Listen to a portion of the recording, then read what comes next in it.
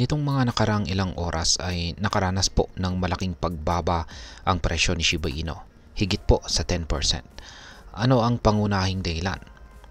Ngayon, ang matibay po na resistance level o hadlang sa presyo na nasa 40 digits, 33.43 ay hindi po naabot ni Shiba Inu. Ayon po sa mga eksperto, ito po ay tinatawag na 0.618 Fibonacci extension level. Isa po itong mahalagang punto sa pag-analyze ng galaw ng presyo ni SHIB. Dahil hindi po nalagpasan ang presyong ito, bumagsak po si SHIB mula sa multi-month high nito na siyang nagdulot po ng panic selling sa ilang mga investors. Ang pagbaba po ng presyo ay hindi lamang po nangyari kay Shiba Inu. Ang buong crypto market ay naapektuhan ng pagbaba ni Bitcoin sa presyong $94,000 na siyang nagdulot po ng domino effect sa iba pang mga altcoins. Ngayon ay saan nga ba papunta ang presyo ni Shiba Inu mula rito? At ayan po ang siyang ating pag-uusapan sa video na ito. Pero bago po tayo magpatuloy, ay nais ko lamang po munang bigyang linaw ang aking disclaimer kung saan ang nilalaman po ng video na ito ay hindi po ito financial advice. For education and information purposes lamang po ang layunin nito. Ayan, umpisahan po natin sa kung ano po ang susunod na major support level ni Shiba Inu. Kapag ang presyo po ng isang cryptocurrency ay patuloy na bumababa, mahalaga ang pagtukoy sa support level. Ang support level ay ang presyo kung saan maraming investors ang pumapasok upang bilhin ang asset na nagiging sanhi ng rebound o pag-akyat ng presyo. Para po kay Shiba Inu, ang susunod na major support level ay nasa 40 digits 22. Base po sa datos mula sa Into the Block, mayroon pong higit 107,920 wallet addresses na bumili ng SHIB sa presyong 40 digits 19 hanggang 40 digits 24. Sama-sama, hawak po nila ang 119.55 trillion na SHIB tokens.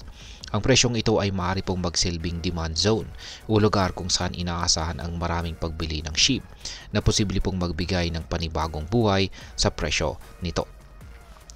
Ngayon ay ano naman po ang sinasabi ng on-chain analysis?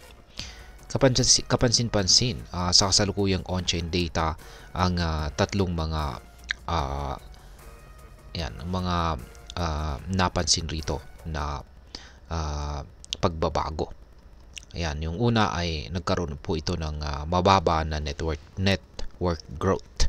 Ayan, bumabo po ang bilang ng mga bagong investors na pumapasok sa SHIB network.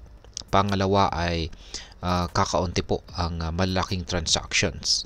Ibig sabihin ay mas kaunti po ang galaw mula sa mga tinatawag na whales o malalaking holders ni SHIB. At pangatlo ay mas marami pong holders ang nalulugi. Sa kasalukuyang presyo, 26% ng mga holders ay nalulugi habang 10% naman ay naka-break even. Ayan. Sa kabila po nito ay 64% ng mga SHIB holders ay nasa profit pa rin sa kasalukuyang market price. Ipinapakita nito na kahit bearish o pababa ang trend, marami pa rin ang kumikita sa kanilang mga investments. Ngayon ay ano po ang dapat gawin ng mga Pinoy crypto traders at investors? Yan, kung ikaw po ay isang Pinoy crypto trader o investor, mahalagang maging maingat sa ganitong klaseng sitwasyon. Kaya meron po tayong ilang mga tips rito. Una ay huwag po tayong mag-panic sell. Ang panic selling ay maaari pong magdulot ng malaking lugi. Kung kung meron kang hawak na Shiba Inu sa mas mataas na presyo, maghintay lamang po sa susunod na rally. Pangalawa ay alamin po natin ang ating risk tolerance. Kung hindi mo kaya maghintay, mas mabuti pong magbenta ng dahan-dahan kaysa sa ibenta lahat.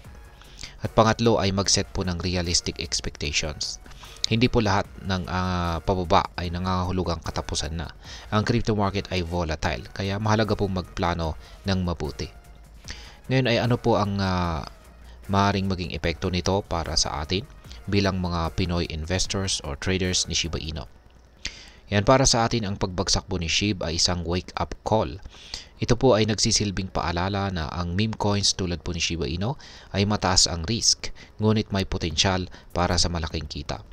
Ang pagtukoy po sa tamang entry at exit points ay napakahalaga.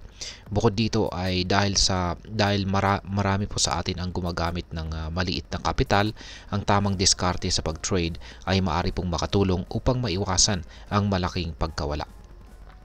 Ngayon ay ano naman po ang aking masasabi tungkol dito? Si Shiba Inu ay nananatiling isang promising investment. Ngunit ito po ay para lamang sa mga handang mag-take ng risk. Ang pagbaba po ng presyo ngayon ay maaaring maging oportunidad para sa mga gustong bumili sa mas mababang presyo. Ngunit ang mga existing holders ay dapat pong manatiling maingat at matyaga.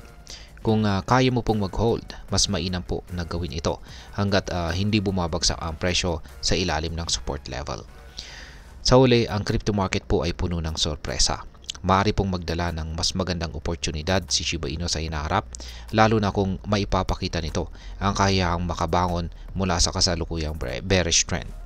At tandaan, sa bawat pagbaba, may posibilidad po na pag-akyat. At ayan, hanggang dito na lamang po tayo sa video na ito mga ka-crypto. Marami pong salamat sa panonood. Ingat po tayo lagi at God bless po sa ating lahat.